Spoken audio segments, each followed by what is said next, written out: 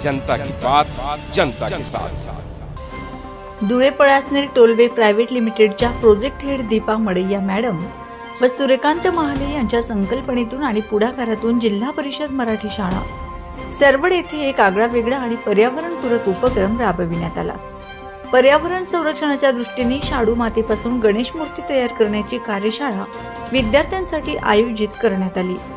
या कार्यशाळेत प्रशिक्षक विजया शार्दूल यांनी मार्गदर्शन केले व विद्यार्थ्यांनी आपल्या हातांनी सुंदर, आकर्षक आणि नैसर्गिक गणेश मूर्ती साकारल्यात। यामुळे केवळ पर्यावरणपूरक गणेश उत्सवाची जाणीव निर्माण झाली नाही, तर विद्यार्थ्यांमध्ये सर्जनशीलता, हस्तकौशल्य आणि भारतीय परंपरेची जाणीव देखील वाढीस लागली। या उपक्रमात शाळेतील शिक्षक व शिक्षकेतर कर्मचाऱ्यांनीही उत्स्फूर्त सहभाग नोंदवला।